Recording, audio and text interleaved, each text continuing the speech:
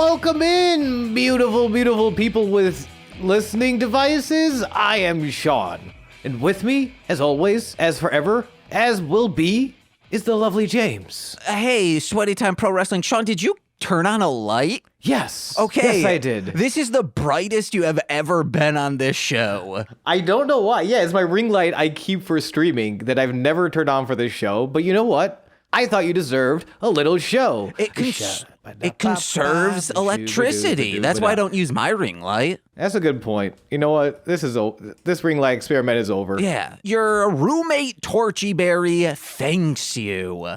Torchy Berry is not my roommate. Uh-huh. But good wrestling from Lucha Underground, Season 1, Episode 26, the best in the business, that lives with me in my heart. Okay, Sean, we do need to say some things up front. First, you cross the picket line, you cross us. You cannot prove that? Freaking scabs, get out of here, unless it's a scab from wrestling and you're like, oh, I bled a little, and then it crusts over. Did you accuse me of being anti-union just so you could get that scab pun in? No, I'm saying everyone else. Oh, okay, but you did accuse me of being a scab. No, maybe in a past episode. No, like just now. No, I didn't. Didn't you just say, Sean, you scab, you crossed the picket line? No, I'm saying, hey, you cross the picket line, you cross I'm the only us. other person here. No, I'm talking, okay. yes, we are talking to, it's the royal us and it's the royal you. I don't know.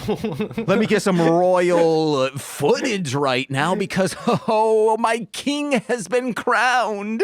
Oh my gosh, which king today? The shit I took because that's how much I care about the royals. Oh wait, that actually, I'm like looking through my notes in the episode. I'm like, who won a match today? Who got crowned? Oh yeah, no, that happened today? It happened like yesterday or something. And all right. Yes. Sean, this is big news. I need to. This isn't like, hey, Sean, you want to. It's crazy how last week I'm like, yes, I'm going to find you acting roles. And then the biz is shut down. Immediately. They didn't want it. They knew I could get you parts. That's why.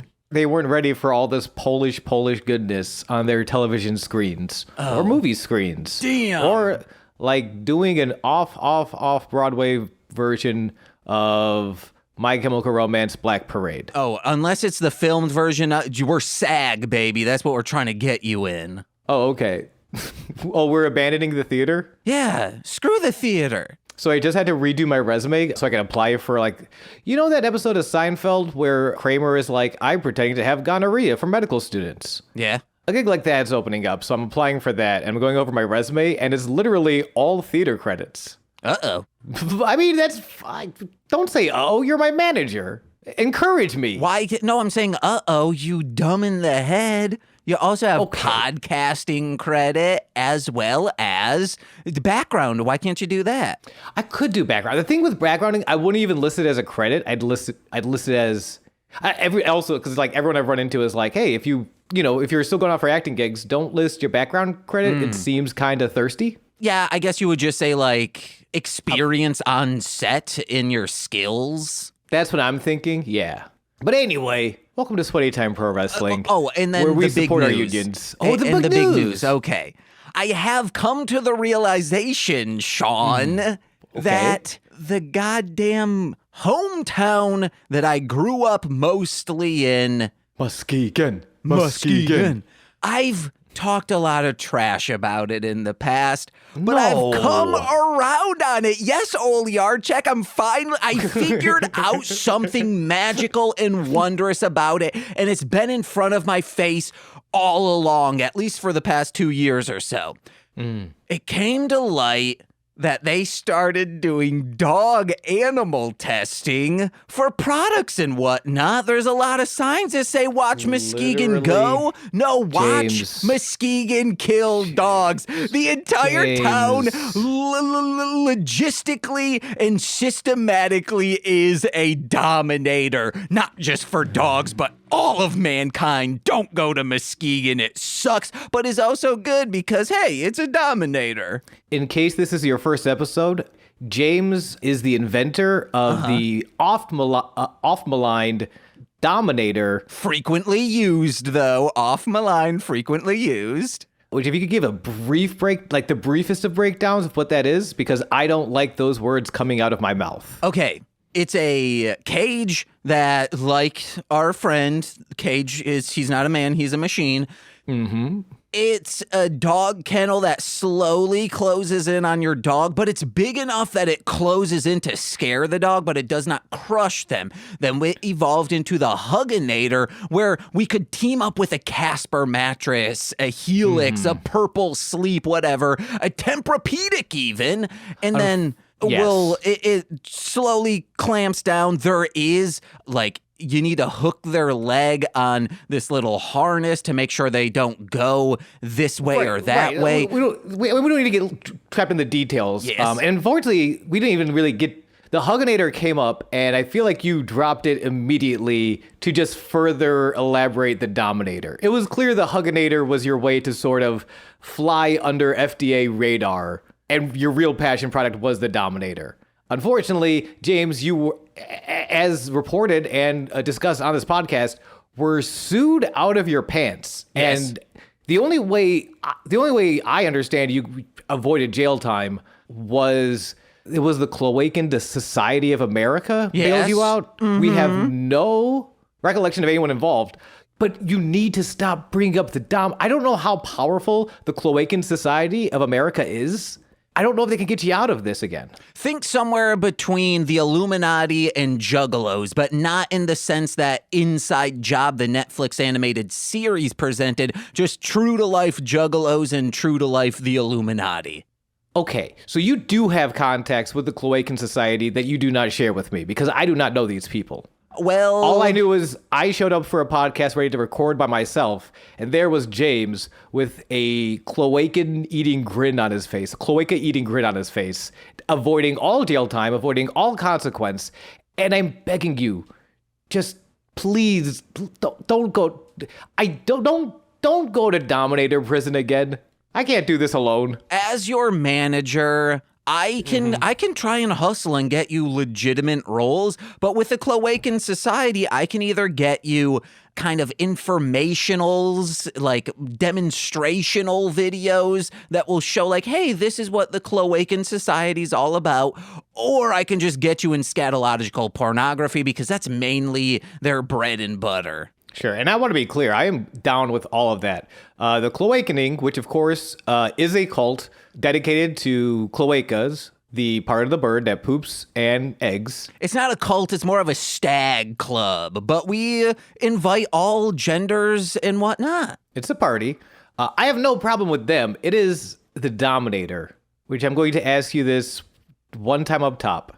For the sake of your legal livelihood, can you let this go?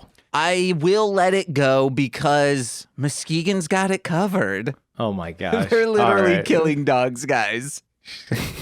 Welcome to the Sweaty Time Pro Wrestling podcast, where me and James watch Lucha Underground. We're in the middle of season 1, episode 26, The Best in the Business. Ooh. I enjoyed a lot of this episode. Same. Matches were hot. Yeah.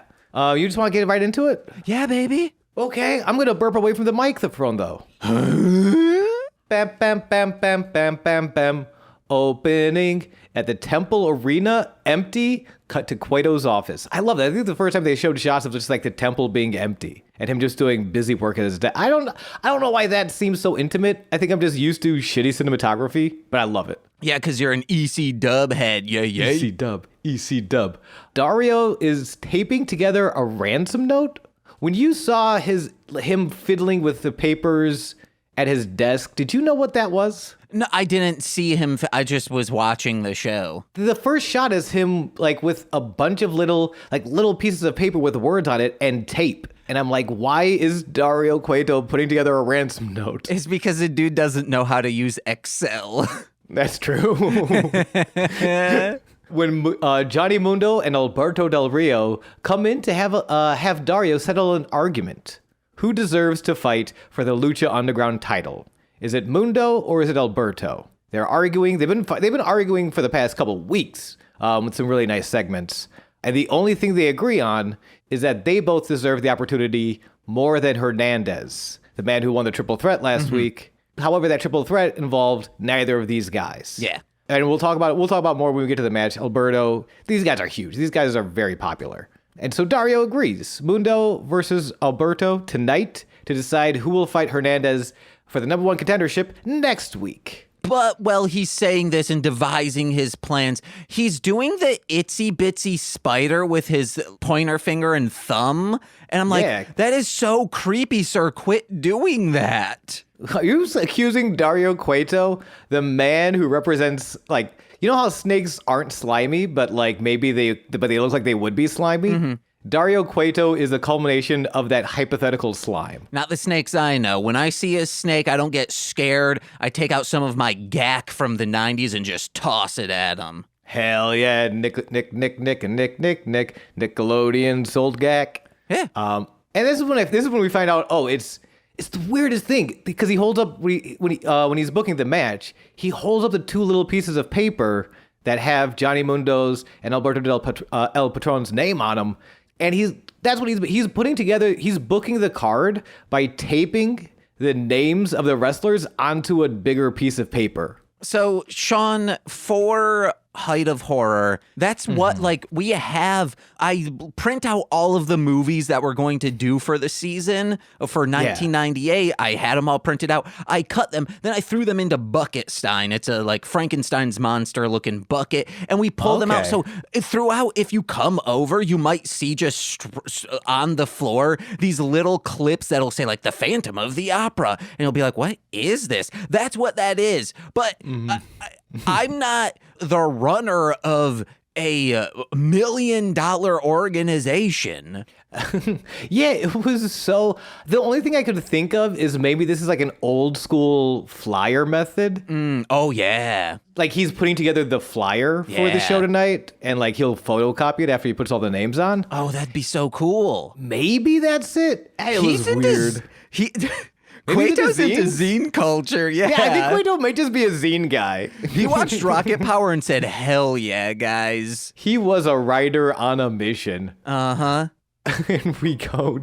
Johnny clenches his fist Arthur style. Alberto smiles vacuously. And we get into the first match of the night. Let me just say there's too many number one contenders. Well, there's only one number one contender. Alberto and Johnny think they should be number one contender. Still too many. Just have this to the point, guys. Wait, what does that mean? Just, hey, Hernandez had it. Let's just let him have it. Yeah, but like Johnny and Alberto arguably draw much more money than Hernandez. Okay, I guess. That's what it is. It's literally, to me, this is the story of backstage politics. Oh, yeah. Like that's what this is all about. It's Hogan and Savage arguing who should be the number one contender. Meanwhile, Ultimate Warrior Jake the Snake is set to fight Ultimate Warrior for the title next week. And they're both just like, but we sell more t-shirts than this guy. What the heck, dude? Man, Macho Man is so cool. Macho's awesome. You ever hear him talk about crying? No. I need to send you this clip of him on Arsenio talking about how cool it is to cry. All right. Macho Man Randy Savage letting you know it's okay to cry is like the most comforting thing in the world. I highly recommend everyone Google Macho Man on Arsenio. Next time you come over, there's an episode of Lowbrow Studios College University that Macho Man Randy Savage guest starred on. It was a Newgrounds Flash animation. Damn, do you know what year that was? It would have been like 2003-ish. Okay. And it is so funny. They wrote him so perfectly. They're the Sonic for Hire guys, Mike Parker. Okay, yeah. Why didn't I, when he was on Mostly Speaking Sentai, I should have been like, what was working with Macho Man like? Dude, well, do you remember him from Dexter's Lab? Oh, no. He is a villain in one of the Dial M for Monkeys sort of like one-offs. Okay, I'll check that out. Yeah, he's awesome in there. Like 2003 Macho Man is my body cannot wrestle anymore. Before I record this rap album, let me just try and break into Hollywood. And it's awesome. But Bonesaw is iconic. Out of all of the wrestlers of that time, Fuck Ric Flair, fuck Hogan, fuck Jake the Snake. All like Macho Wait, Man was Jake's awesome. Macho Man was the best. And I feel like you hear about everyone else, and maybe it's because Macho Man has passed on. Macho Man was the fucking best. Like there's that picture of him just like soaring through the air with an elbow up. He's the best, man. You bring up an interesting point, and it's so interesting about Macho Man.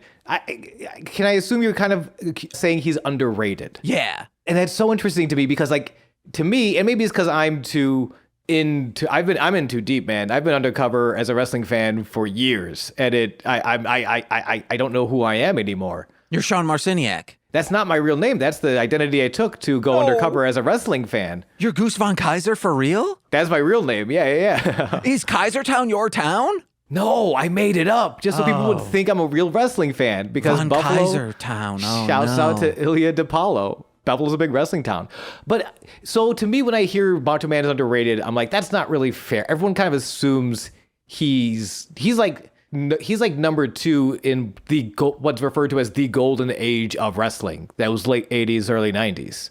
But to like outside wrestling fans, people think of Hulk Hogan. And he's always, like his entire career, he's always kind of been, in billing underneath Hogan. Mm-hmm. So he's in this weird middle ground of like, he's so well respected, he's so revered, he is awesome.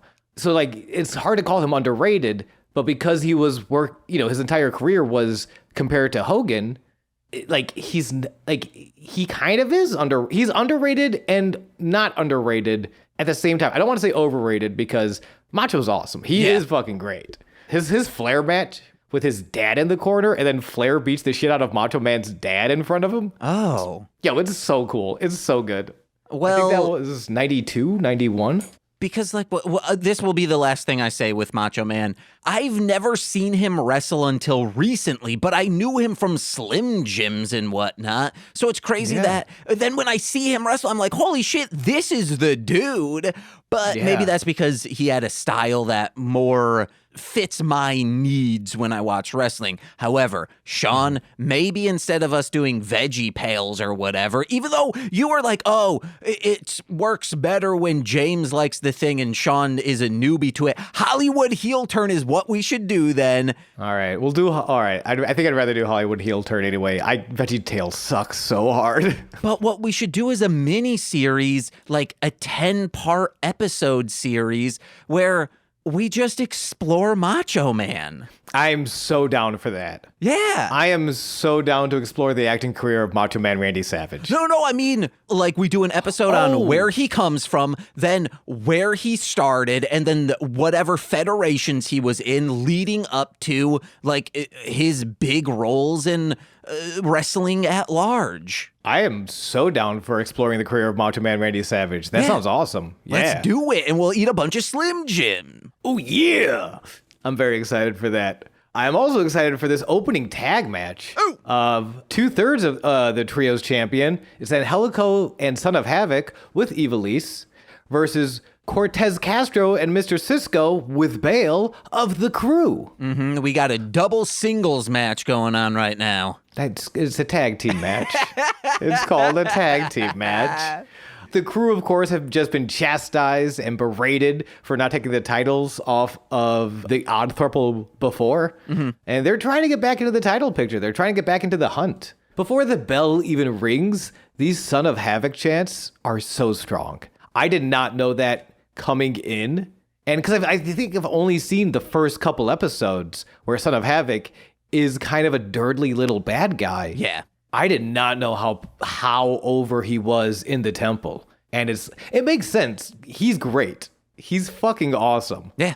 But to hear the crowd just like get so behind him is very cool. He's hella cool. And Ivelisse chants when she takes a seat in the front row because her leg is still in a cast. These guys are great. And guys, there is no ice dams occurring on the temple house that is Angelico because he's got them deep cut cum gutters. And Angelico, I believe I described him in my notes as lanky bass god. So because he is. How he fights is like if the controls actually worked accordingly, how the Bouncer should be fighting in Square Enix's The Bouncer.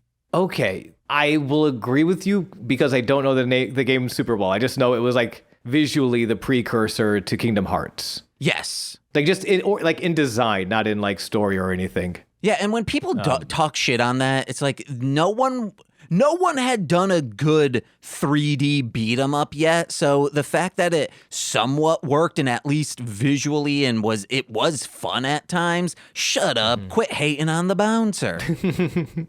He moves, and it's so interesting to watch him now where he like, I'm curious at what point he does lean into his Yave sort of more submission-y techniques, which is what he's known for today. Because it is, here he's so much more strike focused, which makes sense. He has super long limbs and he does really cool shit with his knees.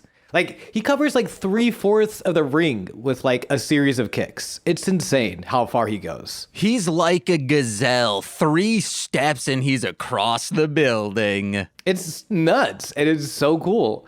And Son of Havoc is just ridiculous. Corner handspring, back elbows, split-legged moonsaults to the outside. Like, he just flips in so many different and exciting ways. I can't wait for another Aztec warfare for those two to just wreck house. I would love to see them go back at it again, especially now. I mean, I almost want to see, and there is a moment in this match where there is "We Want Son of Havoc" chants while Angelico is taking the heat in the ring. Mm-hmm. So I don't know if they do it or not, but I do want to, I'm curious if they do sort of flip Angelico heel so he can fight a babyface Son of Havoc. That's so crazy how, like, they made no effort to change his character. They just were like, you are liked, so we're going to just forget everything you've said the first 10 weeks of this show, and you are good now. Which is kind of, though, like, how you want to ride that. Mm-hmm. Because they are cheering for you based on like what you did before. Yeah. Like if you change everything about the character, they probably still won't cheer for you. I mean, it's the smartest thing Stone Cold Steve Austin sort of ever did was when after the Bret Hart WrestleMania 13 match, which was the famous double turn. Bret Hart goes from babyface to heel. Stone Cold Steve Austin afterwards went from heel to babyface. And the first thing he does on the Monday Night Raw after that Mania, he comes out and he cuts a promo. He's like, I'm not changing. If you like what I'm doing, that's great. If you don't like what I'm doing, well, fuck you. I'm Stone Cold Steve Austin. This is who I am. Yeah. And it's like, yes, we cheered for you because of what you were doing before. Like, don't wait. Like, one of the cool things about Son of Havoc is that he is a dirty little highway gremlin, and I want to cheer a dirty little highway gremlin. Like that part of the character, please don't take away from me. We love our dirty little highway gremlin. We just wish he could get on the same page as his tag team partner. Yeah. Because that was like both of them were getting in so much offense. They looked great. Clearly, either one would have won a singles match, but they just couldn't agree. I think the first tag happens when Son of Havoc brings Cortez into the corner, and he tells Angelico, go up top, go to the top rope. Angelico's just like, no, I will not do that. And instead just tags himself in. Yeah. And it's a lot of that. It's a lot of them tagging each other in. It's a lot of them arguing. And eventually it's just 2-on-1. If the crew does one thing and one thing well, it's work together. Just like if Mr. Cisco does one thing and one thing well, it's fall out of the ring in the most dangerous way possible. Did you catch that, his fall outside of the ring? Yeah. That was very scary. He's still working. He's down in CMLL now. I hope he's doing well. Because damn, that was scary. We also get, when Son of Havoc is kind of out of commission, he's just getting slapped on the chest in Angelico, and it's like they're dicing up some sashimi on Angelico's chest. Vampiro was in peak form today. Vampiro had some good ones today. Like the gazelle thing was something he said. Yeah, before we even get to this match, when they're doing the at the desk introduction, there is such a coy little smile on his face when when Stryker remembers his name. Like Stryker just says his name and he just gets so like reservedly excited. It's adorable. He's a cutie. He's a cutie. What's not a cutie is just the beatdown at the end of the match where Angelico is in the ring. He misses the crew making a blind tag because they're on the same page. They don't have to make eye contact to make tags. They're just at it. He gets knocked loopy, but escapes just long enough for Son of Havoc to tag in, but he's out. And Son of Havoc comes in hot, but he's only one man, and there are two of them. Crew hit the Psycho Realm for the 1, 2, 3 at 5 minutes, 25 seconds. Boo, and then a bunch of you still suck chants. Absolutely, there is. I do have to make a correction from last week, Sean. Okay. I said Vampiro said, hey, nothing else you can call that. That was a piss slap. Of course they can say bitch on this show because they're constantly calling Ivelisse that. That's true. I forgot that. They do that a lot, don't they? Anyway, I'm still trying to figure out. I don't know. I'm trying to figure out everything commentary says about Ivelisse. She's awesome though. She's yelling the entire time. Mm-hmm. Just go fast. Be better at wrestling. Why are you losing? Stop losing so much. She's great. Hey, when they pin you, get up. Just move your shoulder. Be by the rope when that happens. Before they punch you, move. It's a good plan though. Yeah. Conan wishes Conan's just taking notes behind her. Just move. That's good. That's smart. I like that. Holy shit. I would say the apprentice has become the master, but I didn't train this woman. Am I the issue here? Conan problematic? No. Oh, shit. Maybe Vampiro's right. Conan just goes on like a long walk by the beach by himself, silently contemplative of, is Vampiro right? As you see, like, opacity set at 50% images, a video of Vampiro just every time he's shit talked and said, like, yeah, man, Hernandez is great. And it's reverbed and echoey. Yeah, man, Hernandez is great. But one issue. That Conan. It's just every single time it would be a 15-minute long segment. It could be the entire episode. Yeah. And it would be the best episode of 80 television ever. Mm-hmm. And then you see like his performance on that soap opera Conan was on, and he goes, of course, maybe Vampiro should have been that. Maybe I should have been in Vampiro Warrior of Night. Conan Warrior of Night. Oh, Conan Piro. I should have betrayed Sting in WCW late 90s. Maybe I should have been hanging out with Insane Clown Posse. Oh, man. You know where I wish the Insane Clown Posse were? What? In Dario Cueto's office.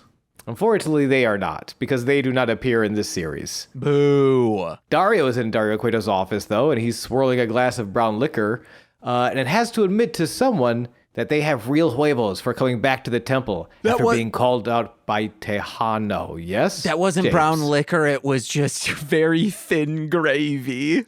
Okay, so he's got a... So he's swirling around a cup of very thin brown gravy. Yes. And is complimenting someone for coming back to the temple after being called out by Tejano. We turn the camera around to a gold lame suited fucking Daivari. Ooh. Who does not look up from his phone. He throws up the 1 second finger to Dario and is just... He doesn't look at Dario at all. It's fucking great. And I love how petty and childish Dario is. He hates someone who is higher status than him. Yes, and apparently Daivari is very higher status than him because he's also kissing his ass. Mm-hmm. He's giving them, we know who you are. You come from a well-known, wealthy real estate family who own a lot of real estate in Los Angeles, and you are stronger than me, Daddy. Please take care of me. I'm just a cute little Dario Cueto. Is it a subtext? That's subtext. Who's this guy again? What's his name? This guy's name is Daivari. Is his real name Daivari Hubbard? Now, it is not, but why do you say this? Because Scientology is known for the real estate they own in Los Angeles. Is he part of the Scientology fame? Now this could be either a really good joke or you might be blowing my mind because I do have to Google Daivari Scientology. I don't think, no. This is a joke, I hope. Okay.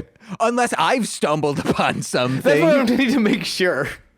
But I don't think so. I don't see anything. What if we do Daivari, Tommy Wiseau? Maybe they're related. I don't think so. Because people speculate he owns a lot of real estate.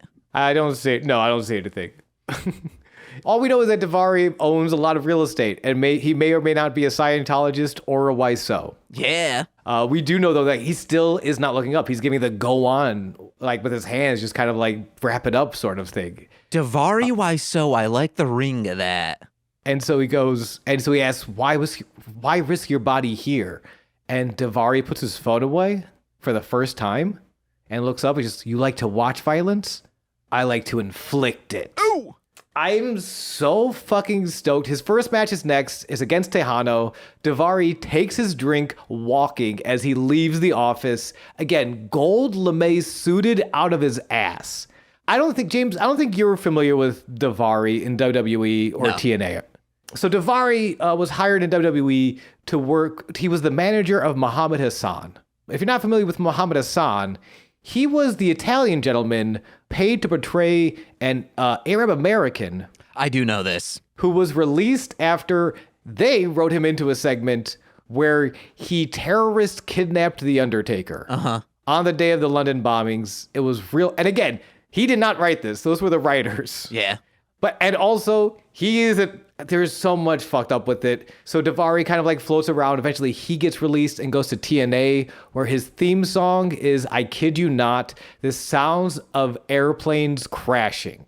That is how he was introduced sonically into the ring. And that's in TNA? This was his first run in TNA. Okay, so they're down with that as well as the Murdering LAX of a child. Yes, running over children. Well, that's Eddie Kingston, man. You know what? And you know what? It kind of works there. I'm not gonna be mad at that. The Daivari, it's so weird to me.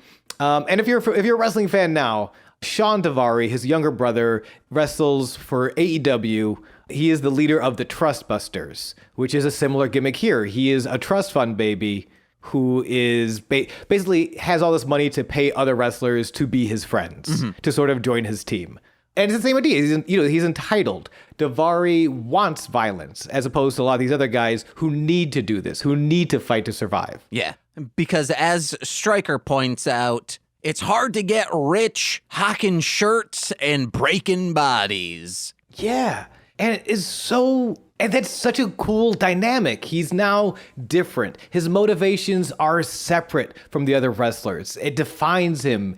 And because his character is now defined and clear, it can accentuate the other guys he wrestles, especially the baby faces. Because he's kind of clearly he is a Nepo baby. He's the worst kind of Nepo baby.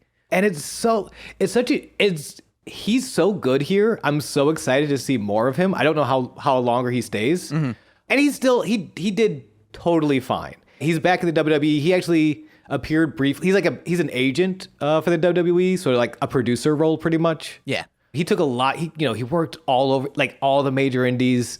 He is a very respected and well-paid name in professional wrestling. He did good for himself. Also, I would like to say, it's currently hard to make a living hawking shirts and, breaking bodies. If you unionize successfully, it's the people in power that's making it hard, not the business. Very, very true. Because, hey, I'm going to go hawk some T-shirts at a convention. Oh, I need to pay WWE some of this money. Okay, all right. There is an amazing... Are you familiar with Effie, the professional wrestler? You've discussed them, yeah.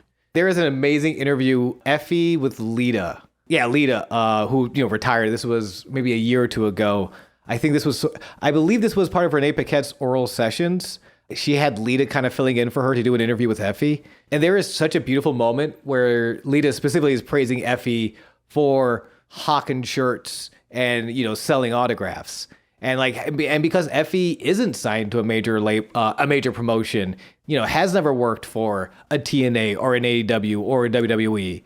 And because of that, it lets him keep his act his own. He gets to do what he wants, and he makes a living off of it. And it's like, yes, when there's no, just to prove your point, when there's no shitty, terrible people in power, being people in power.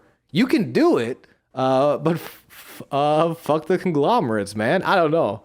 Just shouts out to Effie. As a musician, people will always make the joke, oh, you got 1 million Spotify streams. What was that, $2? 1 million Spotify streams would change my fucking life because I am the sole owner of all of that music. So I get all of that. But when there's labels and managers and agents involved, that's what I'm trying to do to you, Sean. That's when things start, especially the labels. The labels signed deals with these streamers to make it lucrative for them, not the artists. So that part's fucked up. But if you want to hear good wrestling business talk, and especially like being an indie person and how to make a living on that, Colt Cabana on Never Not Funny touches on it. It was a fantastic episode. I highly recommend you check it out. Colt Cabana, Never Not Funny. And Colt Cabana, in so many ways, is kind of regarded as the first person to really be considered very successful on the indies.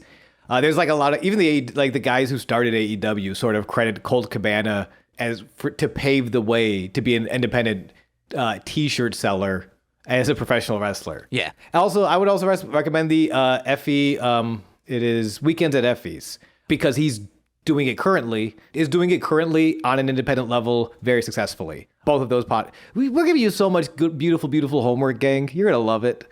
And I just want to bring all that up just to say how much to backtrack, because I didn't want to lose this. The reason I brought up the old Daivari stuff, and the stuff I grew up seeing Daivari in WWE and TNA, is that this version of Daivari is so much better. Yeah.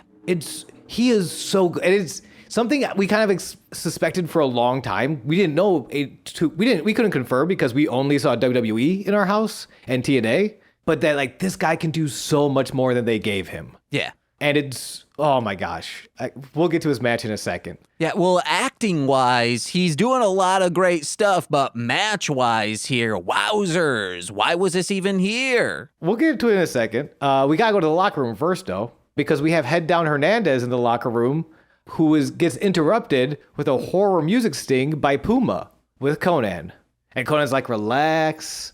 Conan doesn't think it was cool the way Hernandez interfered with Puma's match last week. Hey, you better not think. Yeah. Who are you, the UCB for? All right. They go back at it. Conan's asserting that he saved it because last week, of course, Hernandez got involved in that Drago match. Went to charge at somebody, we weren't sure who, but ended up taking out Drago behind the referee's back. And Hernandez asserts he saved his title, while Conan counters he was trying to cost him his title. We don't know. All Conan thinks, you better not think. As when Hernandez states plainly, he wants to take the title belt off of Prince Puma. No ifs, ands, or buts about it. I want Puma's belt, and I want to beat Puma for that belt. How you doing, Prince Puma? Good to see you. You forgot after he says, hey, you better not think, they start doing zip, zap, zap. Okay. Was that worth it? Yeah. Good. Conan is just trying to keep the peace in the middle of this, because it's zip, zap, zap, but it's very competitive. Yeah, they're trying to find a game, and they eventually find it in the way of Hernandez being a bad man. If you've ever seen an improvised team with two people who used to be in a relationship but are no longer in a relationship and are very resentful of each other, that's the energy Puma and Hernandez are zip, zap, zopping with each other. And Conan is just like, please, I want to make this team work. We have the Double Close Marathon in a month. Oh, no. I just need to get us on the same page. Oh, jeez. The DCM, no. But Dario fucking loves this shit. He is lurking, he comes in, and he is here for this aggressive zip-zap zopping. He's also here, though, to tell Hernandez that number one contendershipness is still up for grabs, because Mundo and Alberto want it, and they sell a lot of t-shirts, and I love them. So, the number one contender will be decided next week when Hernandez takes on the winner of Mundo Alberto tonight. And Conan's like, Dario, you need to quit day drinking. And then Dario says, oh, don't worry, it's thinned gravy. It's just thinned gravy. Also, he lets them know there's going to be a tag match. Hernandez and Puma will team against Cage and Cuerno. And wishes Conan the best of luck getting his men on the same page. The thinned gravy also proposes issues because Puma's smelling it and thinks it's like the cat food with gravy in it. Mm-hmm. But there's no cat food. It's just gravy. Yeah. But he's sniffing at it. He wants it. He's rubbing his face on Dario's leg. Mm-hmm, mm-hmm. And he says, "Oh, this isn't violent. I'm getting out of here." Yep. And we got to get out of here because we have Daivari versus Tejano. And the way they open up on Daivari is so fucking sweet. The Golden Warrior from Beverly Hills is lounging on the top rope, the drink from Dario's office, the thinned gravy, still in hand. He is treating those top ropes like they are a hammock, just enjoying a light refreshment on a cool summer's day. He does drink it and he's like, I thought this was whiskey. He downs it. That's the other thing I love. He goes, like, when they announce his name, he goes to the other corner, poses, drinks the entire thing one fucking gulp. I love this Daivari so much. I cannot overstate how fucking cool Daivari is in Lucha Underground. It's a thinned gravy protein shot. Okay. Yes, it is. As someone who works out, you need something like that, coming in you. You ever feel like we're just on two different podcasts just at the same time sometimes? I have a note about that later on, and we will get to it. I do want to give an update. My cum gutters have went from being like, oh yeah, it's a nice deep V, to all of a sudden being stacked. I'm like, when did this? At first I was like, oh no, my cum gutters are leaving. And then like a couple days later, it's just further up is just booming now. I look like a tank. Congratulations, Tank. Salute me, for I am patriotic. Back to the match. Melissa Santos barely begins Tejano's introduction when she murmurs, "Oh shit," before getting out of the way of a charging Tejano. Ring the damn bell. This match begins now. And Tejano brawls Daivari into a corner. The ref tries to pull him off and is thrown away. The referee calls for a DQ. Match is thrown out in 14 seconds.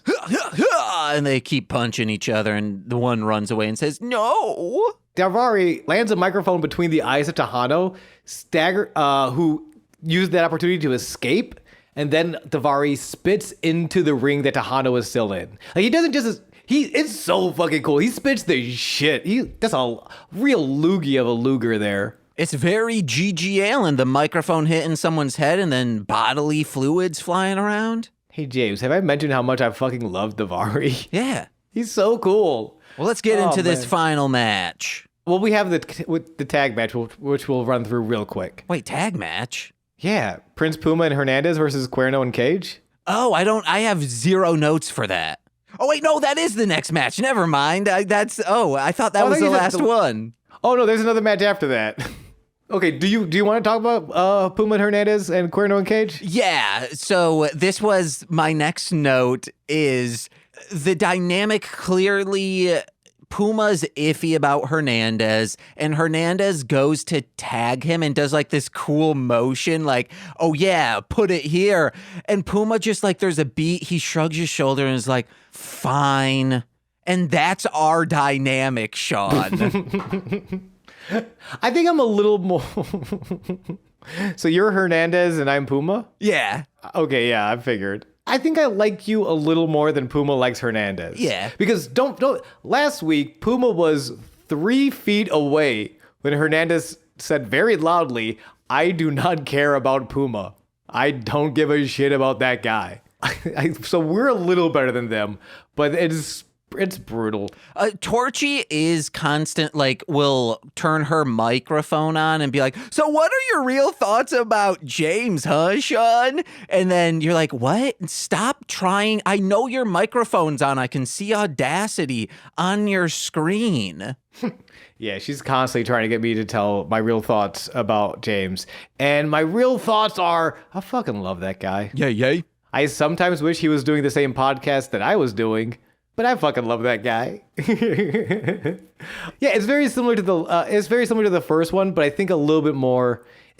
Hernandez is so interesting to me because he is playing up that like we're on the same page tonight. I want your belt, but like I'll be your friend right now. And Puma is young, but he sees just enough to be like, fucking no.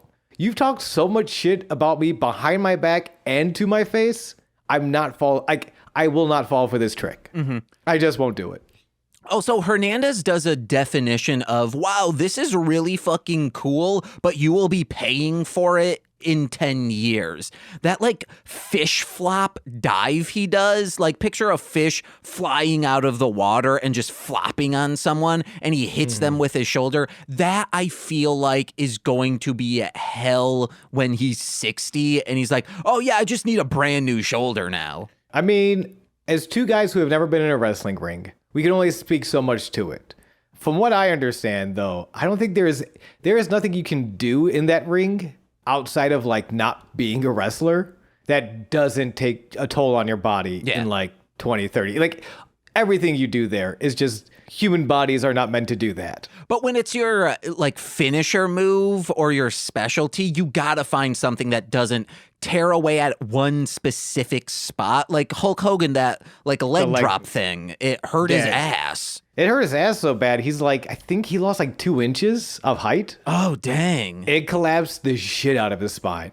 But in this match, it looks fucking great. Especially the match starts with Hernandez and Cage, and they're just slapping the beef out of each other. Again, big beefy men slapping meat is not my go-to. I respect people who do love like big meaty men slapping meat, but it's not my favorite. But when it's done so well, I fucking love it.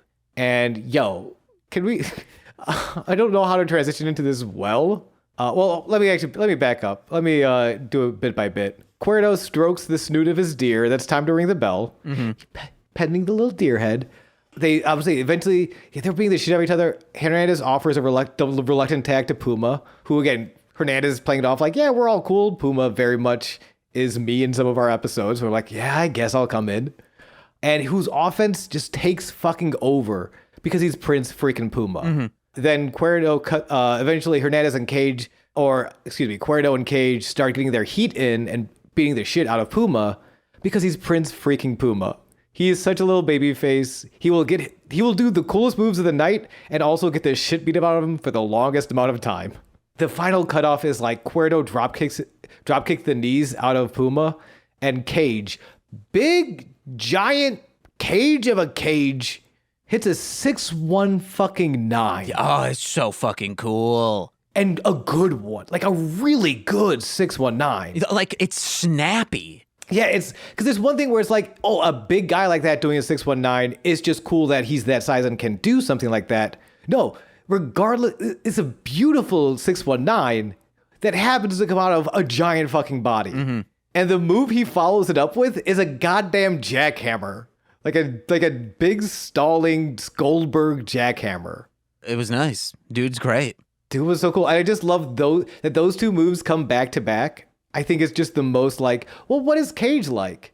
Oh, he is the guy that can do a 619 and immediately follow it up with a stalling jackhammer. I feel like he's one of those guys where he just like sees a move and like maybe like 3 days later has figured out the most optimal way to do it. He's very good. I feel like if I met him in real life, I don't care how nice he is, I would hey, I'm not that in the ring. I'd still be afraid of him. Oh yeah, he's huge. And he's huge and very good. Like there are guys like Lex Luger. And I love Lex Luger, but Lex Luger back in the day was just a giant dude who didn't move. Now he never really moved super well. Like he can only do a handful of things. Ultimate Warrior is like one of those guys. Hulk Hogan's kind of one of those guys. Brian Cage is not one of those guys. He's huge, but he can do so fucking much. I love Sex Sugar. Okay. And now Kex Cougar. Okay. Do you got one more? Put them together, they're Sex Cougar. All right, then. We got to get you with a cougar, okay? We got to get into this match. Eventually, they do fight back, though. Puma fights the two guys off, gets the hot tag to Hernandez, who just fucking does it. Hernandez just does it. He press throws Cuerno onto Cage on the outside, then dives on both from the outside, like does a running dive to the outside as a child screams, "Up, up, and away!" Oh, for real? Yeah, for real. Okay. It was so sweet. And then Hernandez hops up to the apron. He just starts strutting for no reason, and immediately gets in the way of Puma, who's trying to set up his own dive. Like they're winning, but they are not remotely on the same page. Mm-hmm. This all kind of culminates when everyone's on the outside again. Cuerno is lining up his arrow from the depths of hell onto Hernandez, who at the last minute pulls Puma in the way to take the move instead. Yeah, it was violent. It was very violent. Cage, and all the while, Cage is distracting Conan, so he doesn't get to see any of that. And all the while, Dario's doing itsy spitsy spider on his penis because he's like, this is violent, guys. I love that shit. Hernandez goes to help Puma back up, who pushes him away, understandably. So Hernandez boots Puma in the face and power bombs him onto the ring apron. Finally, Conan sees this. He's like, "Hey, don't do that to your tag partner. What are you doing?" Shaking his cane at him. Hernandez bails, leaves Puma to eat Cage's Weapon X. Cage and Cuerno win at 7 minutes, 25 seconds. At this moment, I said, wow, they are really setting it up. It will be Hernandez versus Puma for the title. And then one of my last notes is scratching that off and being like, God damn it, I know who's going to end up being the new champion. I mean, maybe. We'll get to it. I honestly don't know, so I couldn't tell you. Yeah, we'll see. We cut to the one candle room of Black Lotus. She is packing a bag when she is stopped by El Dragon Azteca, who won't let her suffer the same fate of her parents.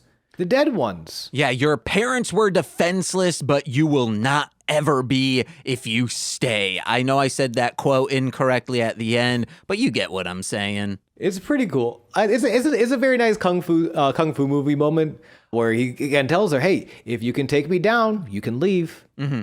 And so she starts trying to take him down, but he's just single-handedly blocking all the strikes before he brings in the second hand to hold the fist down and tell her to stop. Well, also, you're not ready. He also sticks out his tongue, and Tungy goes, "Yeah." Mm-hmm. Yeah. They don't actually, because I was Googling it. Apparently, it's a super well kept secret. Nobody knows who El Dragon Azteca is. He's not like a luchador. He's not like a wrestler. He is an actor, or was a wrestler who is now like performing the role of El Dragon Azteca, but they do not list his credits. That's fascinating to me. Of just that world of Hollywood and wrestling coming together, and nobody knows who the fuck this guy is. Do you think it's Steve Oedekerk because of the Tungy connection? Is kind of where I'm going. I think it's Steve Oedekerk. Okay, Steve Oedekerk. Okay. Yes. Not Odenkirk. Okay, I think Steve Oedekerk is a secret Odenkirk, though. Oh, okay, all right. Yeah. He says, "Oh, I'll write Bruce Almighty, and you're gonna love it, you bitch." He wrote Bruce Almighty? That movie's great. Yeah, his movies collectively have made $1 billion in the box office. That dude's popular as hell. That's ridiculous. Who is not popular is a dejected Black Lotus who has to unpack. Who do you think I was going to say? Oh, I thought you meant like he actually is not popular. People know his content, but he's not a household name. That's kind of the best, though. Where it's like I can still like walk around and do my thing and like live super well, and I'm like creatively fulfilled. I'm living well off of doing the thing I do creatively. Mm-hmm. I don't know. A dejected Black Lotus unpacks her bag before putting out the candle with a hand swipe. I will say on this, I had to take off my blue blockers and all of that because I thought this man was in a bathrobe at first. I was like, he can't be in a bathrobe right now. Why not? He is not. It would have just been weird. And they need to have this start paying off. It's going on a little too long now. Yes and no. I don't know. If there wasn't a whole bunch of other shit I'm more invested in, I would say so. But like, because I think it needs to pay off with the crew first before we bring Black Lotus in. Yeah. I don't think we need to see her every week. I think we could take a couple weeks off from like a Black Lotus segment because I think before Black Lotus comes back, I want to see this guy murder the crew.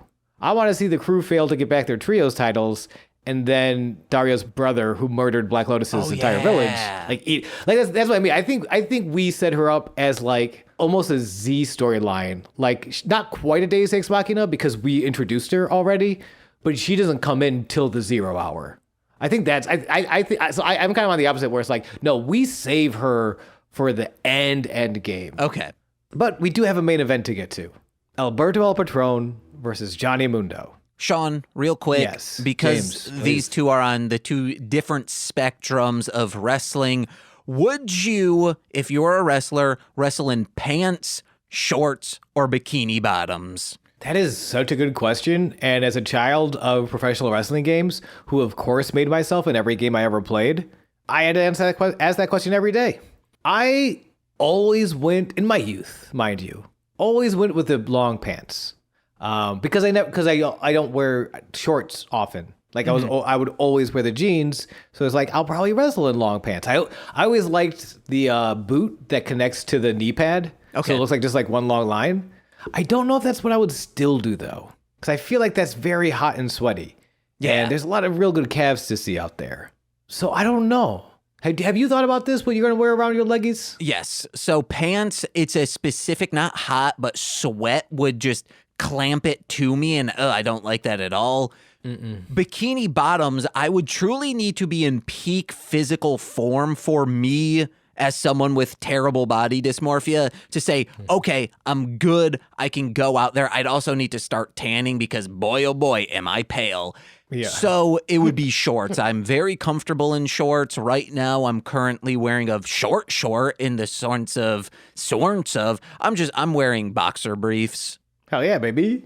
I was gonna ask like how short are the short shorts, but you're going to short shorts on? I like a good short in wrestling. I don't think we see it enough. I like to the knee. Okay, like this. Yeah, okay. So the Valet Tudo shorts, I think those are. So let's talk about this match real quick. First thing I want to say, I think Johnny Mundo might be a top 5 all-time favorite wrestler for me right now. Hell yeah.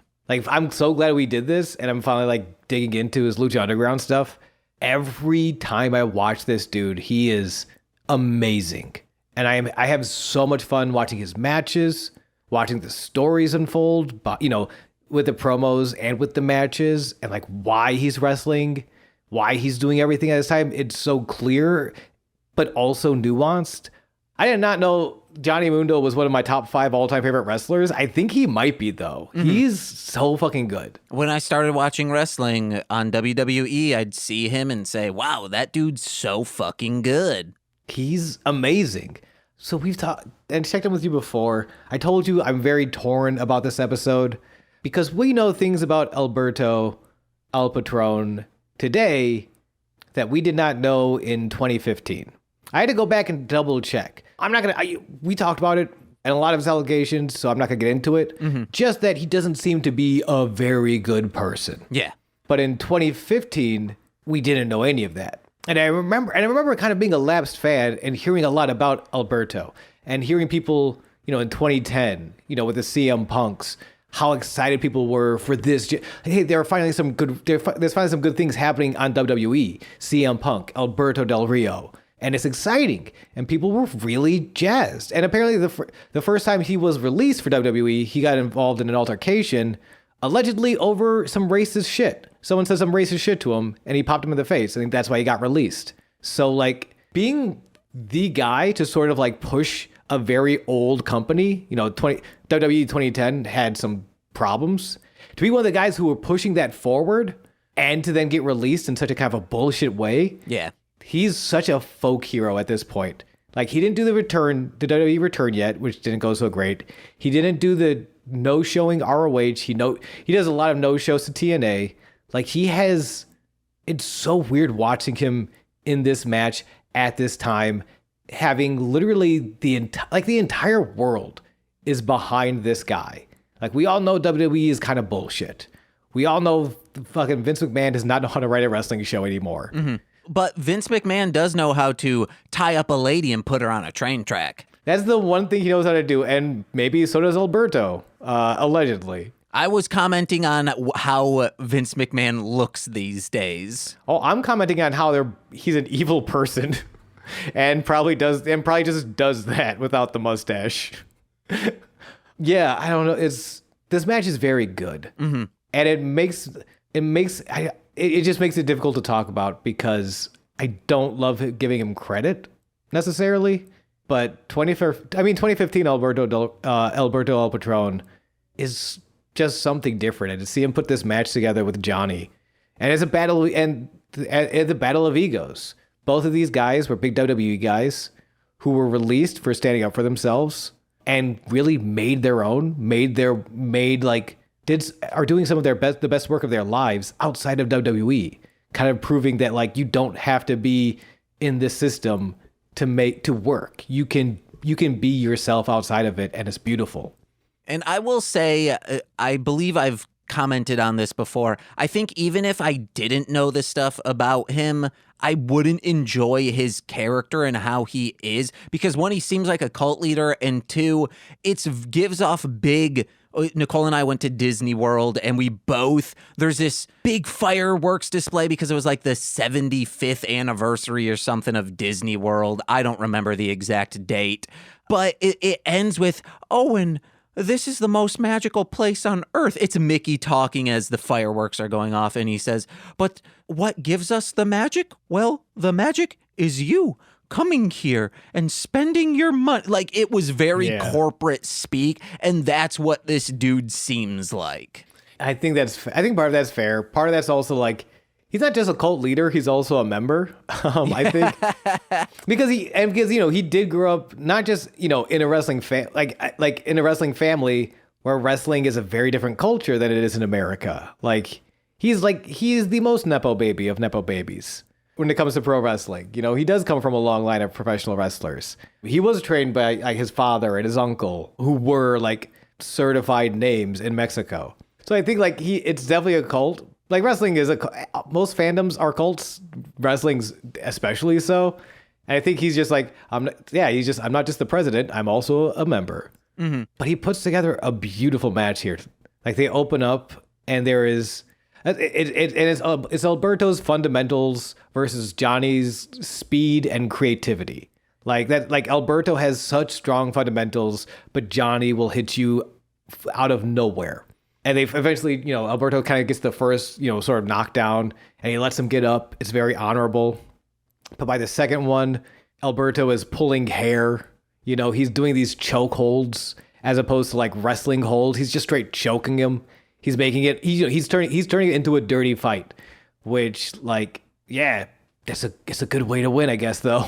Yeah, and as Vampiro says, regardless of your personality, you can start fighting dirty, and Vampiro will like you. Yeah, it does not matter as long as you fight dirty.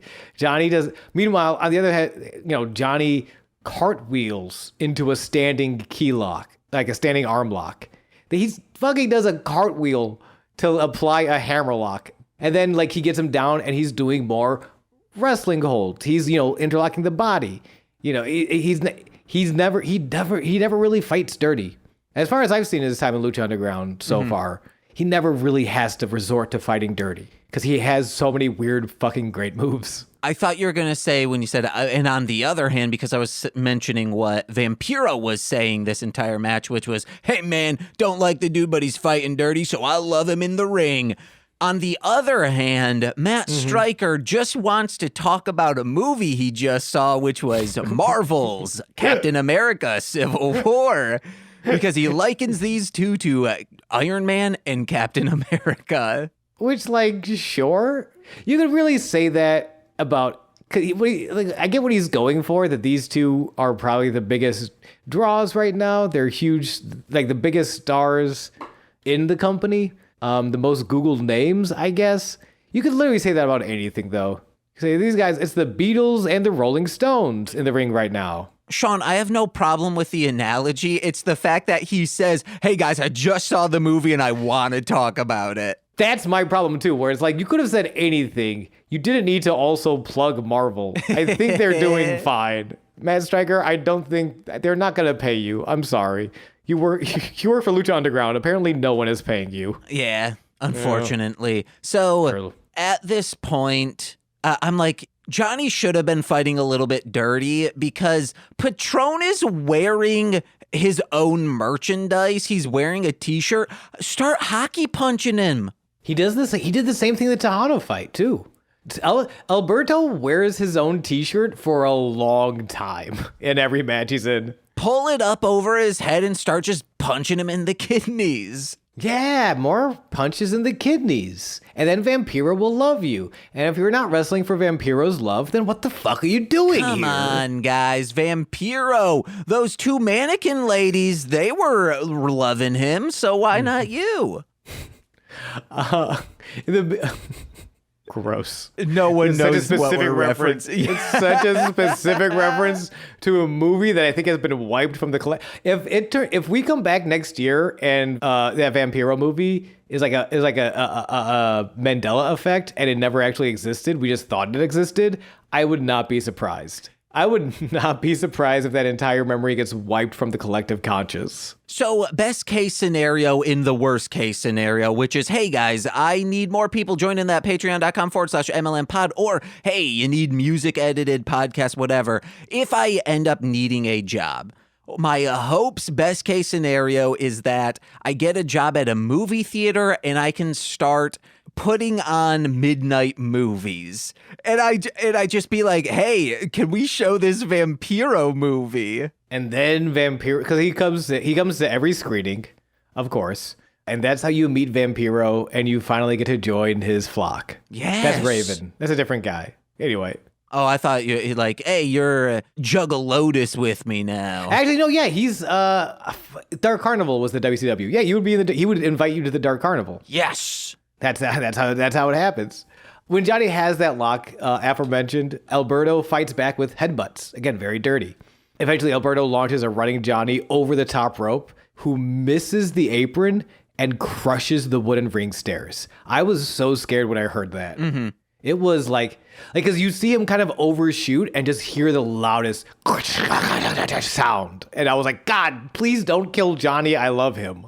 Eventually, but no, I think it was a planned spot because Alberto immediately follows up with a huge suicida and knocks both men down on the outside, and it's kind of the perfect transition into Act 2, mm-hmm. where like there's no more feeling out. It's Alberto. There's no more. Maybe I'm a nice guy. Maybe we're just exchanging holds. They roll back. They just beat the 10 count. Huge. Holy shit! This is awesome chance. This is a very hot match, and it's so early in. I'm immediately like, this is a war. This is one of the best matches I've seen in a long time. Of this year, certainly. This was kind of like a match of the year. This is a very good match. Alberto, clothesline, backbreaker. Johnny blocks a German suplex, corkscrew crossbodies to the outside. They are looking for their bombs. They are looking for their big moves. He eventually throws Alberto into the apron, throws him into the barricade. Johnny, after just beating the shit out of Alberto on the outside for a second, throws him back in, shoots for the fin de mundo, but Alberto cuts him off the top rope. Reverse suplex, which is a ridiculous move to do from the top rope, only scores a 2. Alberto finally takes the t-shirt off. No! That's how you know this fight is serious. He's looking for the armbar, the cross armbar, the maneuver that does damage to the arm and makes Johnny tap out. But Johnny escapes sunset flips. Oh, no, yeah, Johnny escapes the armbar, dodges a kick from Alberto, running knee, hits a fin de mundo. 1, 2.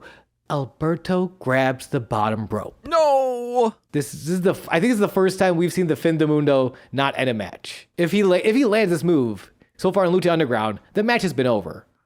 This is the first time we see the match not be over, I think. If I'm wrong, email James and tell him so. Conan was in the crowd saying, hey, you're near the rope, you know that? Yep. and then he sees Hernandez walk off, and they do a very long Scooby-Doo chase scene through a series of doors. Well, before that, he looks over to Evilise and says, I did good, right? Yep. Senpai Evilise, please notice me. Johnny, so this is the first time someone's escaped the fin de mundo. Johnny has to actually walk off. He's shook. He has to kind of figure out his next move. Comes back in, immediately gets snapped into the armbar. Real quick. Just immediately snapped in. Thankfully, as fundamentally sound and dirty as Alberto can fight, Johnny's constant movement.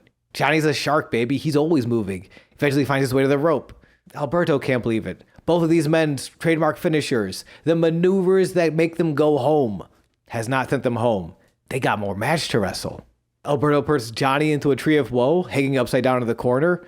Looks for a running spear. Johnny sits up. Alberto finds only ring post. Double stomp scores Johnny only another 2. Johnny goes to lift Alberto. Arm breaker counter. Alberto tries to kick, but Johnny rolls under. Johnny tries to springboard, but Alberto rolls under. Alberto super kicks the life out of Johnny. HBK pinfall for the win at 12 minutes, 18 seconds. Alberto has won the match, but neither man can really stand up. Crowd on their feet. He won the match, and at this point I said, boo, he's the new champion. I mean, but he's also the AAA champion, which I guess would make sense, but like, I'm curious how they run that. I think they're setting him up to be the champion. I mean, probably.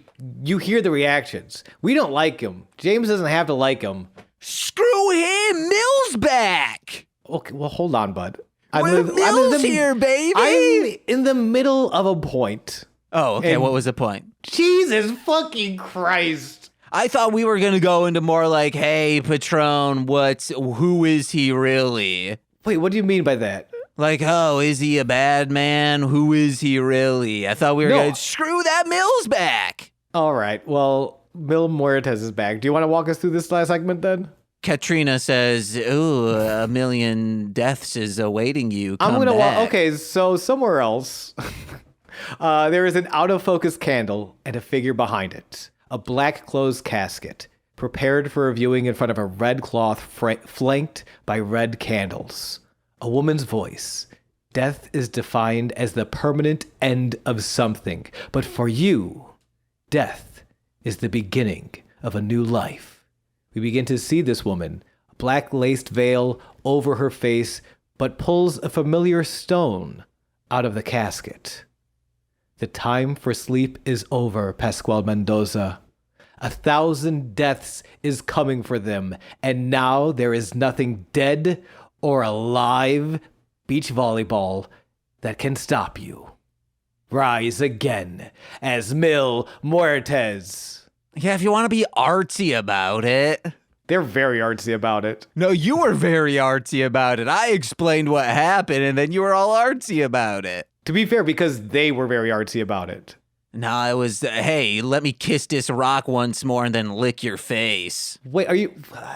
Okay, none of that happened. And then Mil says, what? This is the arts... This is not an episode of fucking Home Improvement. Not everything is Home Improvement. Logistically, everything cannot... Statistically and logistically, everything cannot be Home Improvement. It's a very artsy shot.